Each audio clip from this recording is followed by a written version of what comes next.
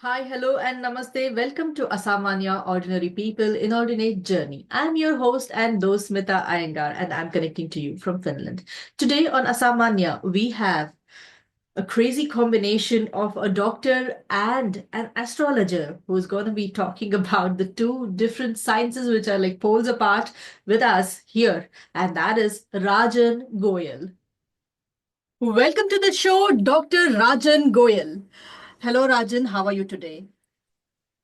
Hi Smita, all good. How are you doing? Thanks for inviting me today. Very good to be here. Thank you. Thanks a lot. So, Rajan, I said you're Dr. Rajan Goyal, and I have also said that, this is like going to be a crazy combination of astrology and a medical doctor. So, how did this happen? I mean, I think I'm jumping straight at the question at the first place. But I'm, like so curious to know how did this happen? Because doctor, astrology, they're like totally on two different poles. How did this unite? So Smita, I'll answer it in two different parts. So first of all, how it happened for me. So this happened at different points in time. So when I was studying medicine and was in my profession related to medical field. Mhm. So that time, of course, I was not in astrology and uh, was into totally my profession. But even I was getting exposed gradually to astrology from my personal side. I used to read superficially about some stuff about zodiac signs, as most of us get exposed at that stage. Yeah. And then when I got a chance, because of some people I knew in my circle who were into astrology, and I realized that yes, there is possibly a logical process or a logical learning process at least, or there is a structure I think that is followed, Mm. and it seemed making some sense in one's real life, and it was in sync with what was happening in people's life. So at least I developed an interest, and I was fascinated by it. The more I read, the Mhm. more I studied it, and uh, the why it was, of course, so brilliant as a field, I got to know a little later. But at that time, it was just mere curiosity to say, and I would not say that I was totally faithful about it or that totally believed in it, but I was very, very eager to explore it. And the more I explored, the more I studied about it and explored different resources. I think it started making more sense. Okay. But I would also like to point out when you said that, yes, I agree that they are from in our current world scenario, that they are Yeah. very poles apart. But that's about science or a scientific field. If we go deeper and or let's say if we go to the sources of everything, Mhm. everything is connected, and Yeah.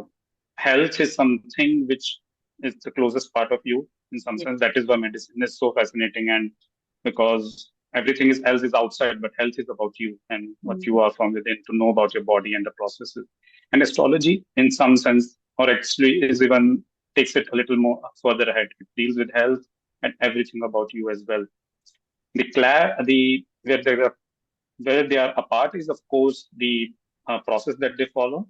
So, medicine is an established, well Mhm. accepted Mhm. scientific field, Yes. whereas Jyotish or astrology, of course, there are poles apart opinions about it, that it is a science or a pseudoscience, and of course, still many people don't believe in it, and most of them are interested in it, but yes, they have their Mhm. doubts about it.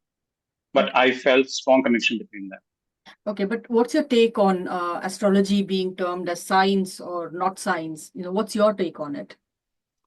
So, Smita, first of all, science is a term which is a very generic term. So, Yeah. I don't think anyone can define it as a science or not a science.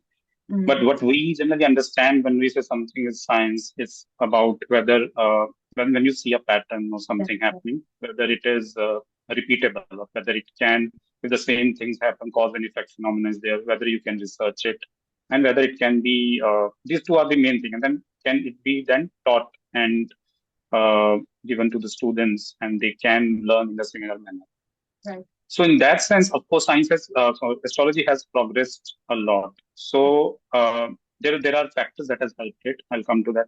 But Yeah. what I believe is that maybe astrology is at a space or at a stage where maybe medicine was at very early stage. Yeah. where maybe at a very early phase there were healers who didn't know what was happening in the body, or other person could not know, but they used to heal them. Mhm. And similarly, that is happening in astrology, and we are seeing certain effects, certain phenomena, but we may not, everybody may not be able to make sense of them, or may not be able to know that why is it happening. Or two Exactly. people talking to each other may not be able to come to a consensus about it. Okay. What has helped, of course, why maybe a person from my background, or Mhm. even you see nowadays, like from people from Yeah. all scientific backgrounds, are okay to learn or interested and accepting it, is also because of now the exposure is more. So a Yeah. great uh, uh, I think advantage has been given through technology. Hmm. So I do not need to leave whatever I'm doing in my other life and then Yeah. go to study astrology at a far off place. So now there are technical tools that I can read all the ancient scriptures as well as what modern teachers are saying, and that Mhm. helps me take a better call. So that where are coming to that I can. I'm not saying that I'm a researcher as such for astrology, but I can at least evaluate better Mhm. Mhm. that whether astrology works or not, rather than just maybe going to a teacher and then learning, Yes. one-sided manner. Yes.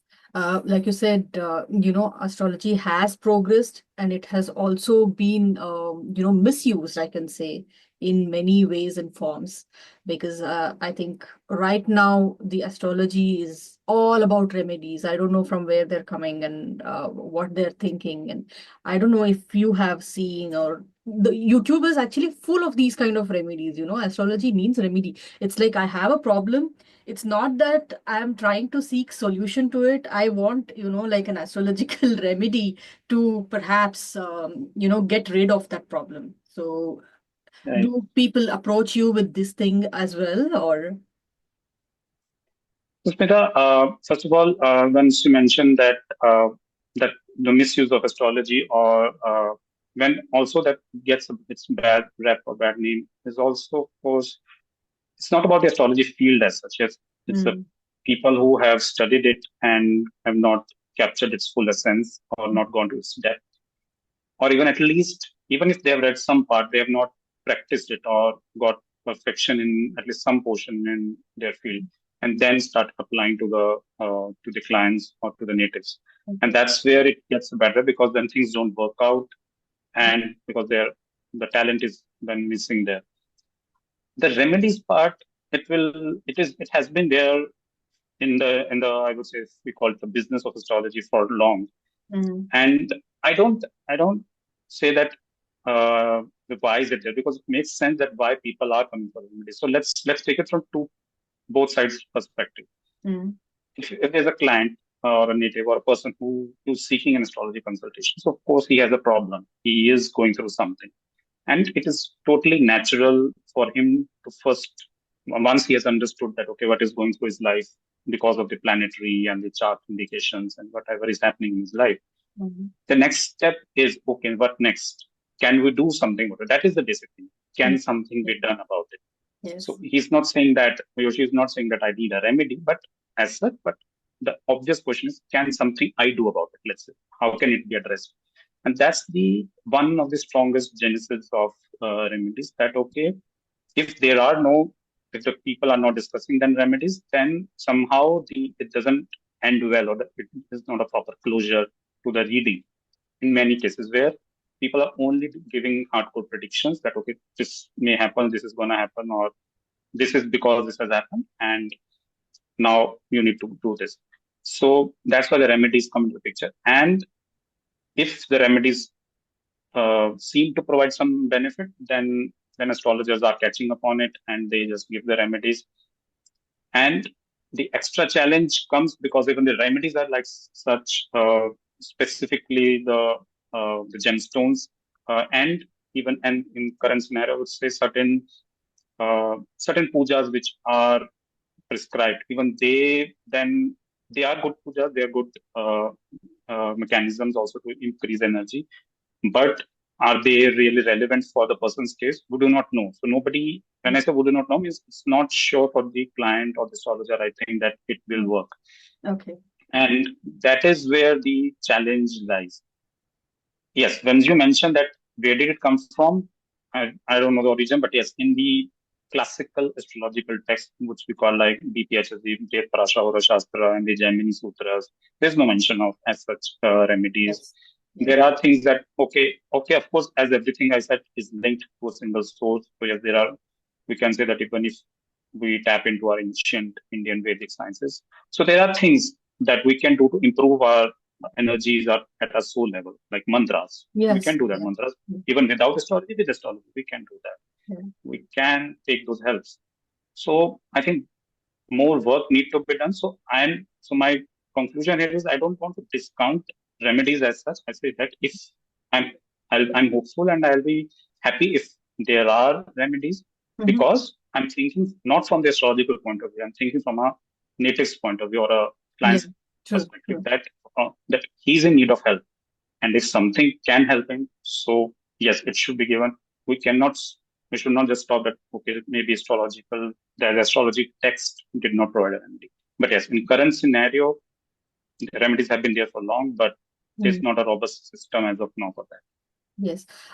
You know what, Rajan? Actually, this points me to another question that most of the time people will not really need an astrologer. They might probably need a psychologist. So, Yes. you know, but going to a psychologist or a psychiatrist is a taboo. So they'd rather get to an astrologer. So have you seen any such kind of scenario or, any for example, any of your patients who needed some guidance with the astrological point of view, and have they consulted you with that? And any such Okay. scenario that has come out in your life?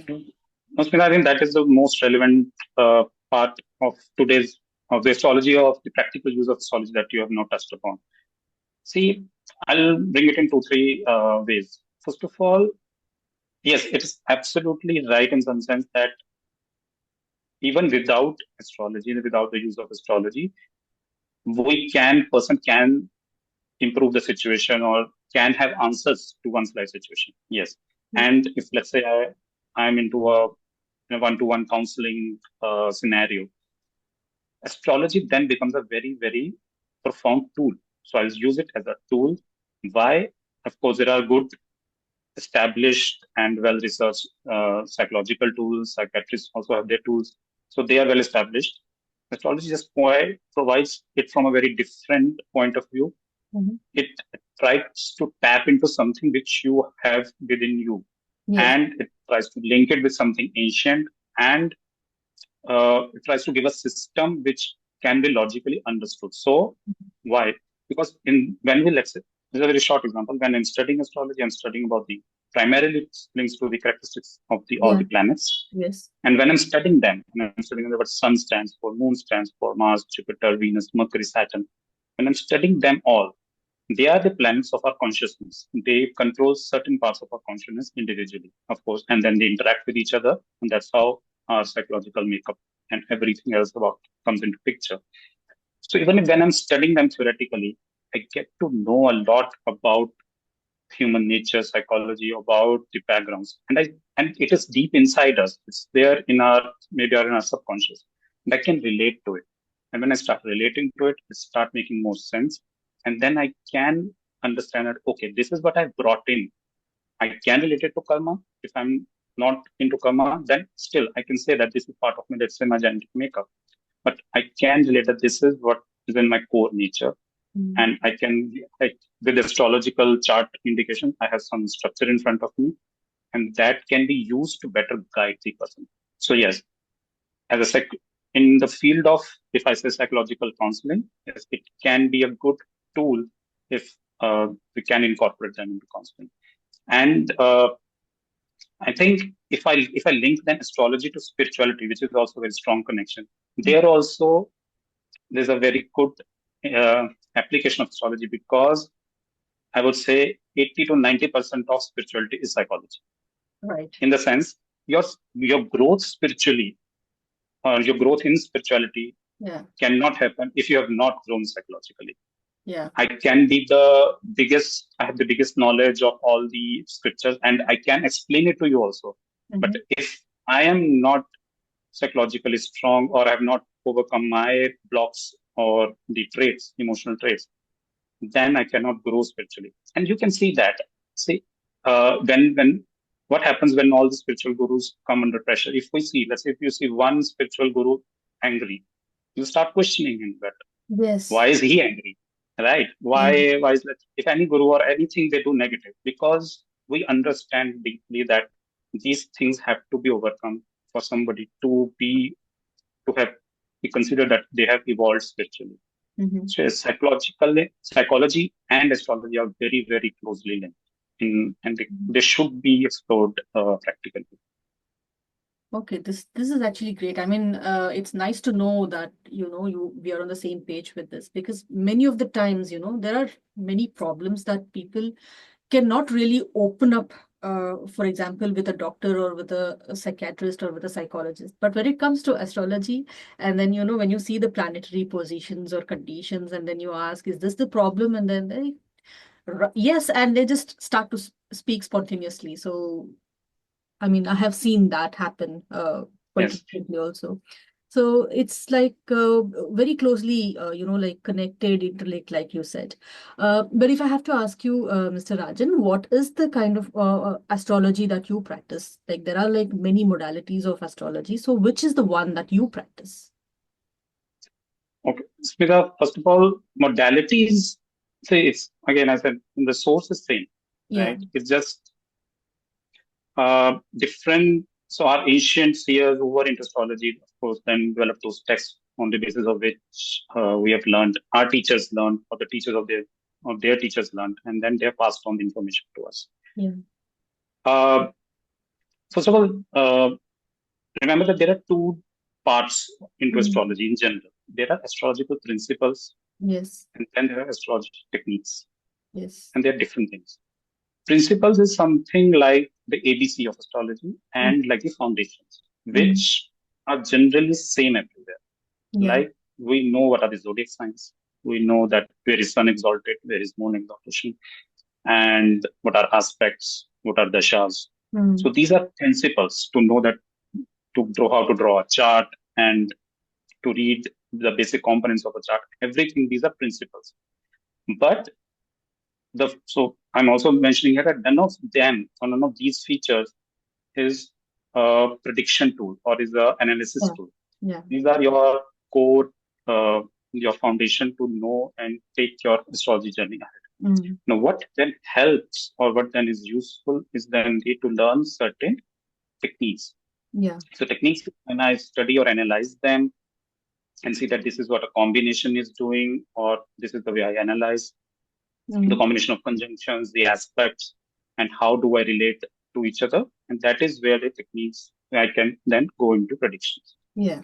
So when I see the different components, what I use is, of course, once you start with the basic one, that okay, the basic Mm. placements of planets in the houses that you have to start with, and which lord is where are the planets placed in a house. So let's say a sun is placed in, let's say, first house. There are two, three things to that. We know that Yeah. what sun in isolation is doing in the first house, which house lord is sun acting as. So that lord, let's say sun is 10th lord in first. So that is one thing. And if there are things influencing it. Right. After that, then you go into different. So these are generally the basic what you learn from the Parashara background, the Parashara techniques. Then the second thing which I think is gaining more importance now, which I also deep dive also, is the Vargas, the divisional charts, Yeah. because they then becomes more concrete uh, results based on your life patterns or the areas of life. Yes. So your birth chart, your D1 is something which is your life's journey, the Mm. life's path Mm-hmm. from start to end.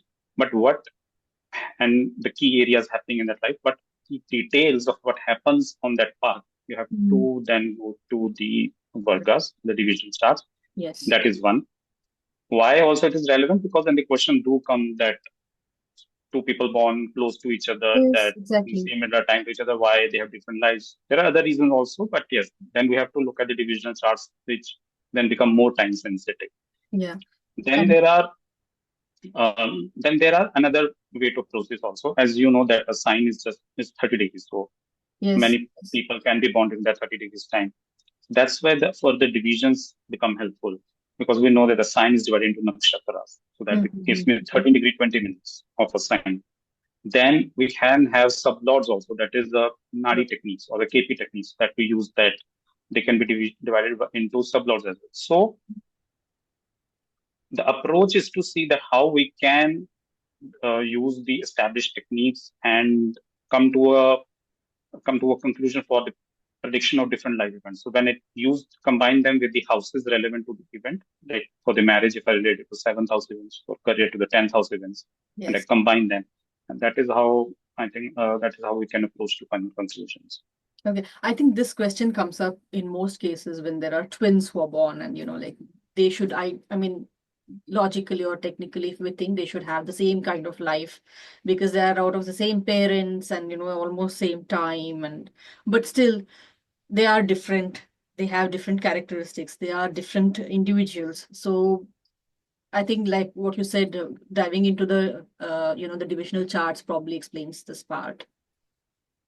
Yes, and even there, if let's say we do not have all the solid information, let's say we do not have the, and let's say the time difference is less, but of course, twins Mhm. do have a time gap in terms of when they are Yeah. delivered. And then it's okay. I think this is just my approach. Means for me, it's more relevant that the things are practical. So then we can combine other things. And what is the most among all the related sciences? There is astrology. Then there are related sciences also. There is a one very solid science which of course can be act as a supplement to astrology's palmistry, because that is will be individual specific. Then you can look into those differences in one's hands, because that is the closest to you.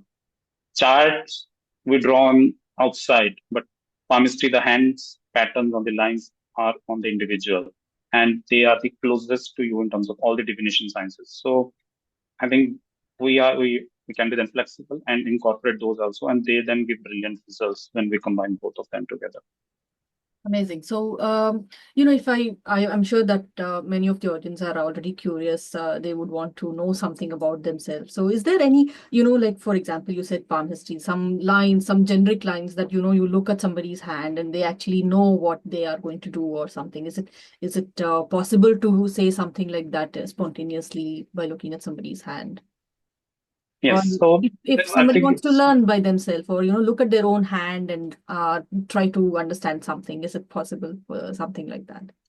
in some sense yes. That means it's see, everything is so everybody is can learn this thing, and I think palmistry in that sense becomes a very fun thing to learn also. It's a complex thing, but a very fun thing to learn because there's so many variations. Yeah. It has a lot of subjectivity to it as compared to astrology, where there are fixed numbers and planets, everything. So you can look into, first of all, the shape of your palm, where we divide them into four types, like whether it's a fire hand, airy hand, water, or earth. So a generic sense, if you have a palm, which I'm talking about, the part which is below the fingers. So if Okay. you have something, this is the palm. It is if it is squarish, Mm. or is it a little rectangular or narrow? Okay. So if it is squarish, then it can be either earth or air hand. If it is narrow, it would be either watery or a fire hand. And then you look at the length of the fingers compared to the palm length. Especially just look at the length of the middle finger. If you Okay. have the longer length, then you are more into thinking stuff. You're more going deeper into stuff. You are more like it's like uh, tentacles going into the brain and trying to find out the deeper things. Yeah. So, in conclusion, four types: narrow palm, long fingers. You have a watery hand. So it's narrow. Mhm. Why is it narrow? That is why interesting. So our hand shapes start getting developing when we are in the womb. Yeah. Okay. Okay, and a little bit, and also in the first few years of life. Okay. Rather, I've not researched it personally, but what I've read is that all kids born generally by default have a more of earth hand, Mm-hmm. but their initial years of upbringing, depending on the environment they are in, that shapes the hand, and they that then stays with them for their entire life, and that is at the base of them. So the more they are influenced and the more they have to be responsive to the environment, the narrower the palm gets. It's something like it's pressing it. Okay. So that's why then how the palm becomes narrow. And the fingers, long fingers means I'm going deeper into stuff. I'm more into analyzing stuff. or I'm thinking too much. So watery hand is thinking too much because it's into the psychological realm. Yeah. It's thinking, imagining stuff. So that's water. Or the intellectual stuff like air hands. Air hand would have a longer finger, but a Mhm. broad hand. So Okay. they are independent thinkers, so broad hand. Fire, a narrow hand, Mm. but short fingers. They want action, so they are not wasting time in thinking and brooding over stuff. They Right. just want, okay, let's get this done. And the earth, the most basic hand, broad hand, practical, solid, and short. They're also into doing stuff, solid thing. They want practicality and something which is tangible. Yeah. So the people can then, I best would be that they need to start comparing the hands, and Okay. that's what they will find. And then, of course, one other thing, because we've touched in palmistry, one thing I just want everybody to know: the length of your so-called lifeline does not to entirely decide your lifespan. So if Okay. anybody of you has a break or is they see that, okay, my lifespan is short, please don't fret over it. Yeah, I mean, just to point out, is this the lifeline which goes like this? Yes, Yeah, yes. and which hand do you see, right or left? Okay. So the dominant hand means the one Dominant you hand. use. Okay. Yeah. And if in some people they are kind of into both hands, so maybe they use the one they use to write, or Mhm. we can say the one they use to, let's say, catch a ball. So the Okay, main right. one which will act. So, The but most that is the active dominant hand. hand. Yeah, that is the active hand. Although this is I'm saying if you have to really focus on one, but as a professional palmist, I look at both hands because there is or the passive hand also has certain traits. It is about the traits which have not developed. Mhm. These are your inborn, the ingrained, your Yes. deep inner talents which have not come outside. So they need to be checked also. Okay, because you picked up this lifeline, I have to tell you this. Do the lines keep changing? Because I had a Yes. very big gap in my lifeline, and I think Okay. somebody who saw my hand, let's say about 10 years ago or something, they said I would probably die at 45 years of age. Okay. Okay. And So yeah, but now I see that it's like joint, and you can actually see that now there was a split yes, now here implied. I can see. Yes. So So first of all, answer yes. I think that's another thing that's very relevant and important. The other feature which I mentioned, like the shape of the hand, the finger length, and mhm. even of course your prints, the palm prints, they do not change. Lines change. Okay. It's not that they change on a daily level. Some will change very gradually, and some will change fast also. But lines do change, and depending on how we have addressed the issue, so we will start seeing those changes. And as you saw, the break in the line can, of course, I'm not saying that it is irrelevant. So break in a line would show some strong event in the life, Mhm. may show that you are, let's say, you are uprooted from somewhere. Okay. Yeah. If it manifests, so there was a smooth flow of energy going, and suddenly you have to, without any Right. idea that you have to shift to some place or you have to take a break. Yeah. If and it can be a health issue also, provided this also then shows in the other lines also, then it at the same time, because we Mhm. can time the events also. So it can show sometimes a health issue also, for which you again have to take a break. Right. And more now, of course, nowadays. But what I'll say is that because now we are into so many complex things, now a break in the lifeline as such will not definitely, that's what will not show a serious event because there Mhm. are so many things happening in our lives. Earlier times, it was used to it used to be very less number of events. So Yes. a very big event would be a very high-end disease or something like even death. So Yeah. that's why maybe that time our short lifeline would mean early death, but not now. Okay. This is very interesting to know. And now we spoke about the dominant hand and things. Now, and we also spoke about the gemstones, for example. So when they advise you to wear the gemstone, do you wear it on your dominant hand, or is it like girls wear on left and boys wear on right? Is it that way? So first of all, my opinion, I first of all avoid prescribing at least till now avoid prescribing stones and generally use it on the dominant hand unless it is very much an issue is very much psychological or something related to your mind, then maybe you can use it on your left. But it's Okay. just that. Because see, the logic is simple that you are trying to influence certain part of your brain again, and certain part of the energies in the hand. So Mm. dominant or the active hand becomes more important. Okay. And on that note, again, as you again know the active and passive hand, Mm. the earlier than people would say that for females it's let's use the left and for males Yeah, use the right. Nothing like that. nothing like that. Okay, so Just it's use the active hand. mainly the dominant hand. Okay, and Yes. now I want to ask you one more thing. Now there are like, let's say you are doing a reading on me.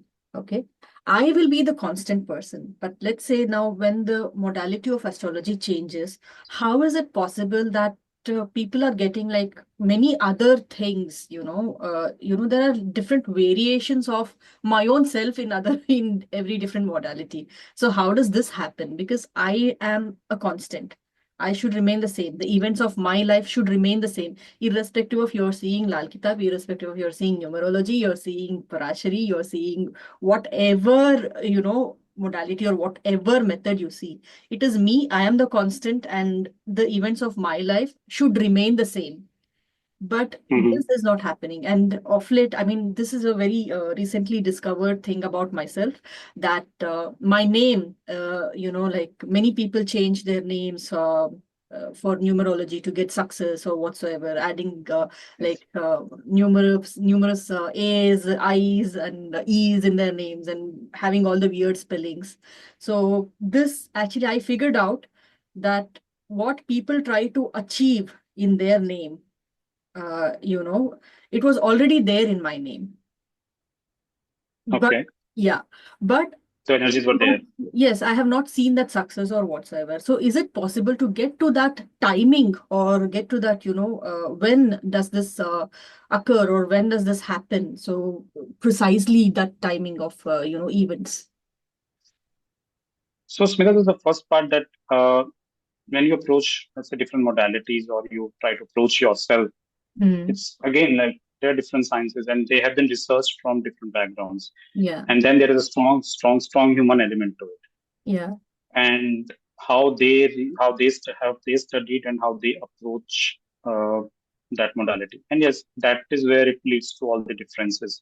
Mm-hmm. And the issue here is that I think where astrology, of course, astrology, all related sciences are solid in themselves, and whatever we learn from them is profound. And then we should not make the mistake of saying that they are everything, Mm-hmm. Yeah, right? And that they do not, no astrology consultation, no numerology consultation, anything defines you totally. right. The divine grace, the divine help, and you yourself are above them. That is what I still feel. And yes, these are, as I mentioned, for me, these are tools.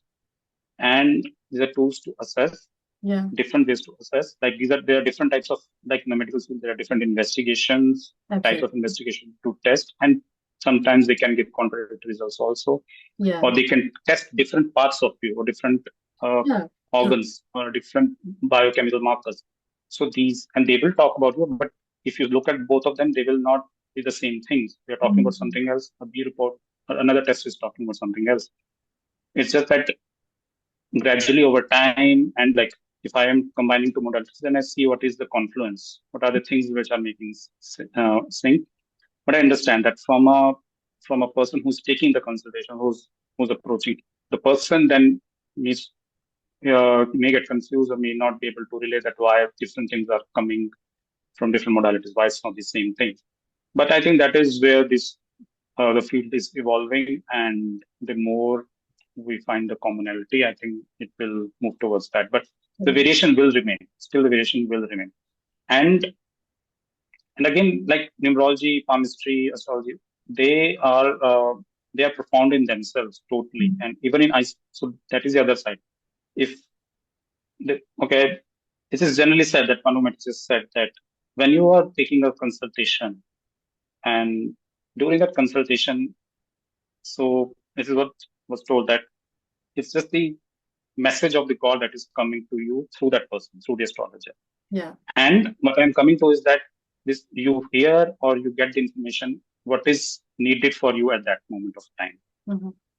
That is what you get. So let alone different modalities, Mira, if you come to me, if I don't know you, if you today take a consultation with me and let's say I forget about you, and you come to me, let's say after 1 month, Mm-hmm. and nothing changes in the shas and everything. I maybe some portion will be same, but at that time, whatever intuition is kicking in me during that consultation, I may be talking about different stuff Yeah. because there is so much to see in a chart. There's so much to see. We can potentially like go on for long. So it depends that these are all energy related sciences. So different. So it's tough to them segregate them and then combine them scientifically. But we as humans are trying to do that. Secondly, yes, we that is our aim. That is the one of the aims for prediction to time the events, Yeah. to time that when are the good times coming, and yes, we can. That is the idea that we do generally see that when are the good times coming, and if the person is making those right efforts and putting the right images, the Yeah. person will get results. The yogas are there, the positive times are there, so they will get those results. Absolutely. So I think again, like everything boils down to the karma of a person itself. And Very much. yes, right. And I think good that you brought it out. I think then becomes if I have to bring in the psychological or the spiritual stuff of of astrology. Yeah. Uh, if everything keeps being aside, Mm. uh, what really now fascinates me is that how we can use it for personal growth. When I Exactly. say personal growth, um, it can be a very superficial level, also like in my daily routine life, and also at a very deep our purpose of why we are here and if Yes. there is a purpose to the soul. So if we believe, let's say if a person believes in that there's a reincarnation, or let's say the soul has a journey that we were something else earlier in earlier lives, and maybe we were something else in next lives. So is there a purpose? Is there a plan? So I think astrology then gives hints on those also, like your one of the good uh, indicators in the chart is the placement of North Node or Rahu. Okay. So Rahu shows, of course, Rahu has its own negativity, it shows its negative events. Yes. But the area, and see, remember, Rahu is not actual planet.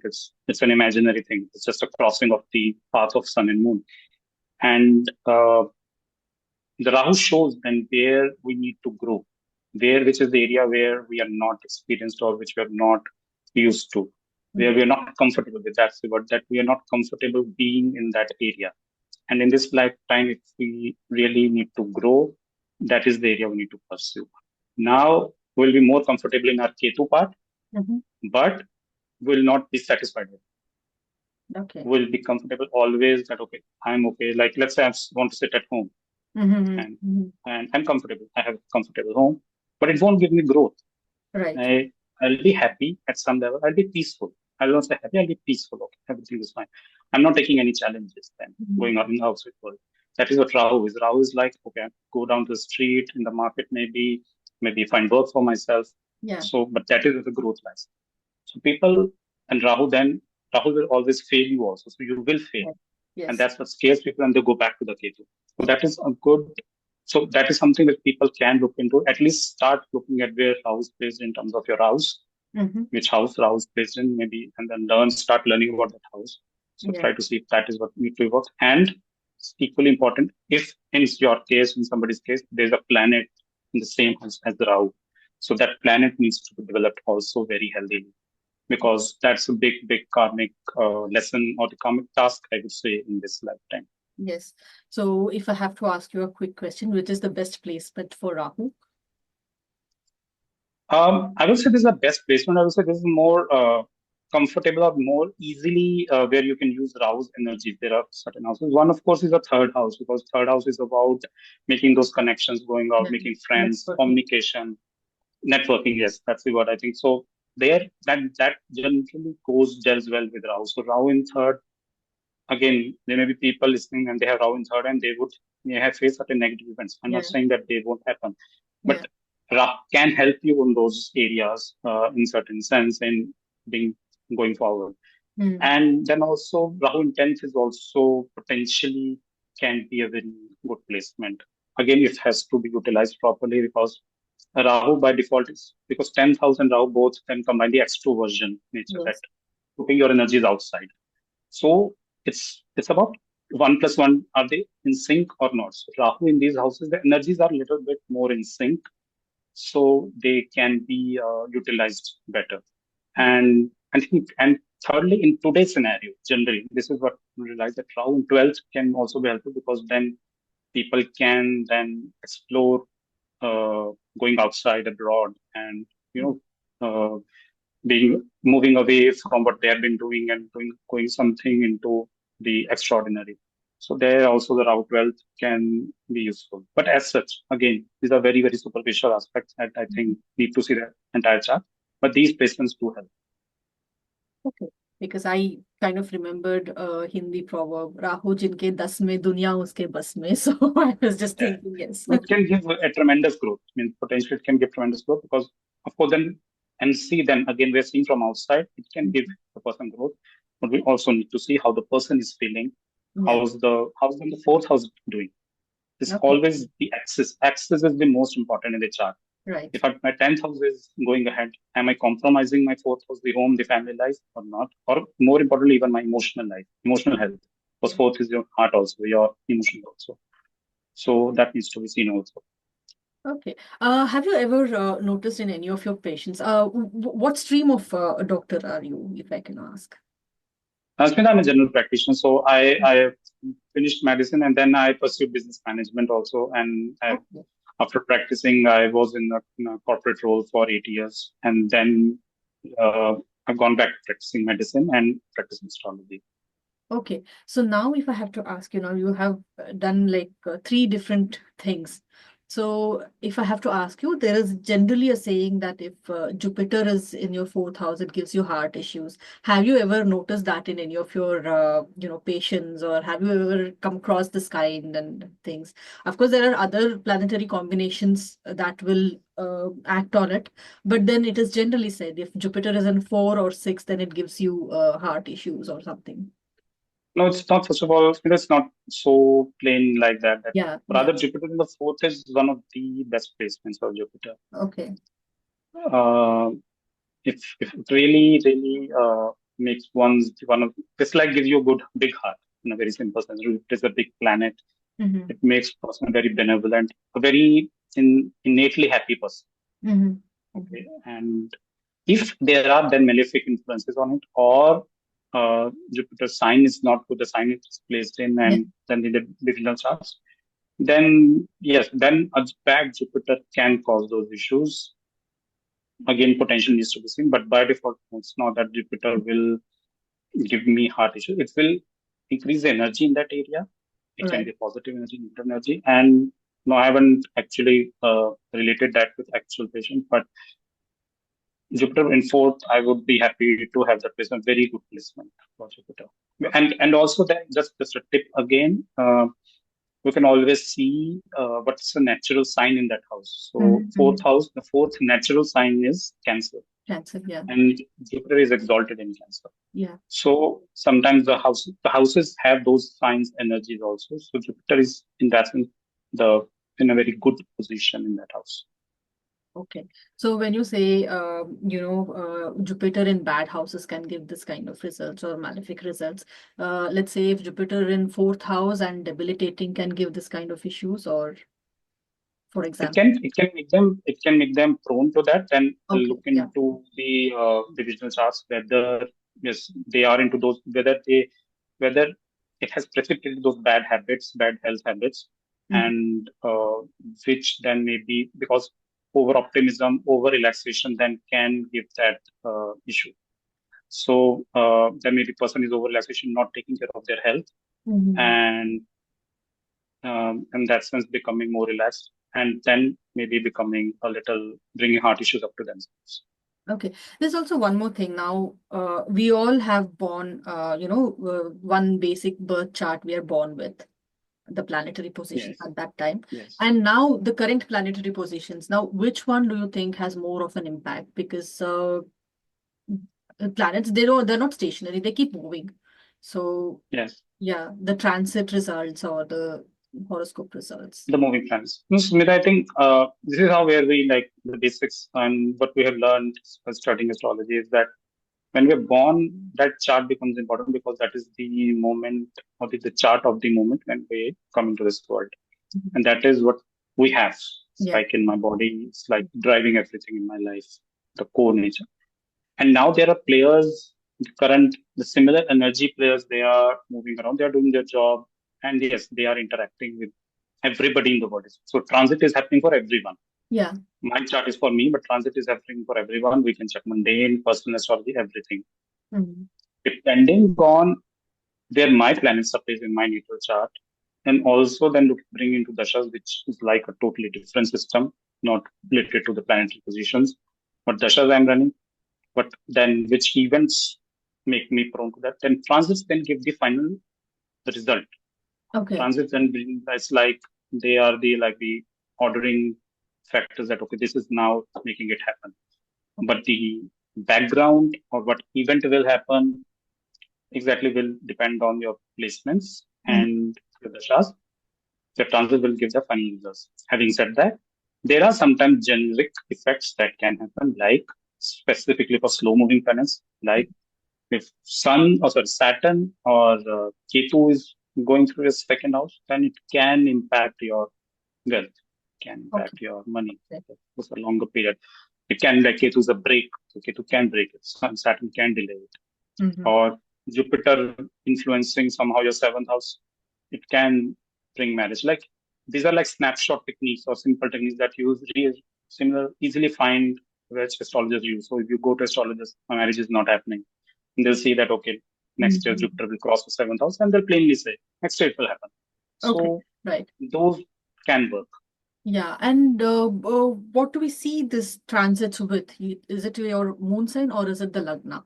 Because the moon sign is totally different and the Lagna is totally different. I see it through Lagna. Smita. Yeah. Yes, there are theories which make it from moon sign. And now that you mentioned, if the people for whom the Janma Kundli were made at their birth, during their birth, if their Purohit or the Pandit made those Kundli, you will see Janma Kundli with the Lagna and Yeah. same Kundli rotated from the moons in the Yes. Lagna, the Chandra Yes. Kundli. So in India, actually you'll find in India mostly. So they used to follow this a lot to check the position so that they just corroborate moon through the moon also because moon is also a planet of Mm. your life, so life energy.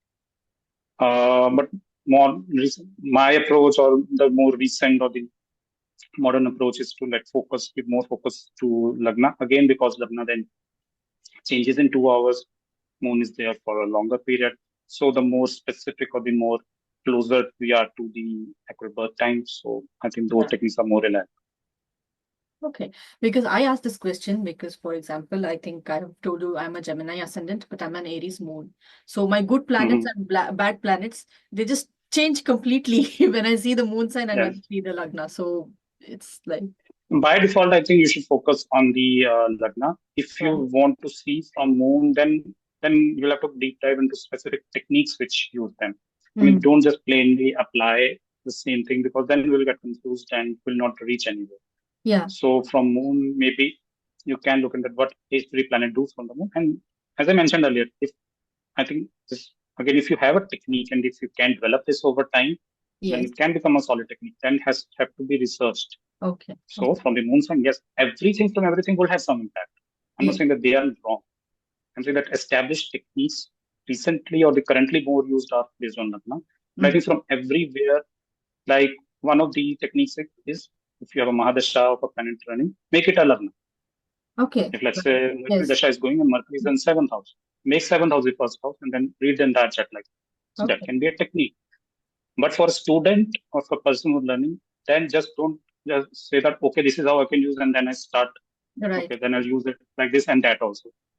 Or they can, but then need to research, need to Right. check at least good number of charts. And if you feel solid, I think nobody should stop you from doing it. But need to research and check whether this works or not. Amazing. This was really, really great, Rajan. I mean, I'm so happy. And if I have to ask you, let's say to wind up the last question, how much should people consider astrology? Or, because from what I have seen is of late, even in the Instagram reels, they're saying if you drink half cup of water and leave the other half, then your moon is getting Mm. spoiled. And if you like if you drink milk at night, then your moon is getting spoiled. These kind of things are coming out. So how much should people consider these? Because it is definitely not possible for you to just keep thinking in everything you do. It's like, for example, I fill a bottle of water, keep it, I drink it like many times from the same bottle. It's like I'm not spoiling my moon there. So how much should they take in? Okay, first a complex answer, then I'll come to a simple answer. Yeah. So, we, as we talked about karma theory, so this goes to the also the perpetual question or the unanswered question whether free will matters or fate matters. Okay, Right. and that question will remain, I think, at some sense, if we go more and more spiritual and deep dive into the mythology and have more faith in the higher power, we'll say that there is some pattern in fate also there, Hmm. within which then we try to act, but they say that you are not doing anything. What you're doing is doesn't matter. Hmm. But again, if we go to our own Hindu scripture of the Gita, where Lord Krishna says to Arjuna that you do your job, you do your Yeah. karma, and Yeah. True. don't bother about the fruits. So, and when he says that, what will I gain when if nothing will matter? Then why should I do something? And he says that you are here, something you will do. That what is your dharma, and your dharma is or your right duties, whatever you think you are, at least express that, do that in this world. So you keep doing it. And on the way, when people face in the life now, people face those challenges, I think astrology should be used to get those answers and to get those clarity. I think one word for which people should reach out, I would say, why is more important rather than how often. First of all, they should know why they are doing, Yeah. and to get this clarity. And yes, I understand that not everybody or every astrologer you'll approach will give you the right answers possible, but the real reason should be to get that clarity about what's happening in your life, what's driving you, who you are, Mhm. and that will make you more self-aware. So becoming self-aware is one of the real fruits, which I realized later, of course, of astrology, that one of the best applications of astrology is to become more self-aware. So you're more sure of yourself. You can then be the true self rather than what society or people around you are influencing you to be. And Mhm. hence you can use that. And talking about the issues that you mentioned, that of course, I think you while mentioning only, you know that these are just gimmicks, and even if some of them are true, but they have themselves not experienced it. So they're Right. not coming from a very deep, well researched point of view. This is the current world which we're living, but I think both those things are existing, and I hope people are moving towards the more evolved sense. Mm. Right. Yeah, I really hope that, people get some sensible astrological aspects, and, what they can really adapt and what they can really incorporate in their lives, rather than just, these kind of things that are coming out. I think the more the information is flowing, so that is helping a Mm. person like me who wants to learn more astrology. Mm. That's helping for you. We are connecting now over this medium. But Yeah, that, of course, then brings every element, and that is okay. And I think, as we say, that the positive and the negative aspect both exist, absolutely. and for them, it's up to the people. Then the second answer is that often then people be more vigilant and be more careful. Even if you get astrology consultation or reach or you listen something on Instagram or anywhere, Hmm. do try to apply your conscious or your higher intelligence also. Yeah, And yes, anything, there are like tons of information available now, but maybe something is relevant to you or not. But do apply your intelligence and see if that makes sense. Or absolutely. Thanks a lot, Mr. Rajan, for this, and really happy that you have been here with us and sharing a lot of insights about astrology and the methods and the palmistry, and it was amazing to have you here. Thank you very much. thanks, Smita, for inviting. Thanks again. And I've been asking this question to everybody. How do you think I was as a host? I think for me, I think it was one of the most I didn't realize that our time is up because it was really, really interesting to discuss. And it's a good thing that we discuss on these core aspects of astrology. And while speaking, also it brings clarity. And I hope it was helpful for you and the audience also. Thanks a lot. Thank you very much again for being here with us. Welcome. All right, so that was Dr. Rajan Goyal for you on Asamanya with me, your host and host, Smita Iyengar. So next week, we're going to come up with another person like this, another Asamanya person like this, who has an achievement in a very different field. We had a very crazy combination of a doctor being an astrologer today. So more such things coming up on Asamanya just for you. Don't forget to subscribe the channel.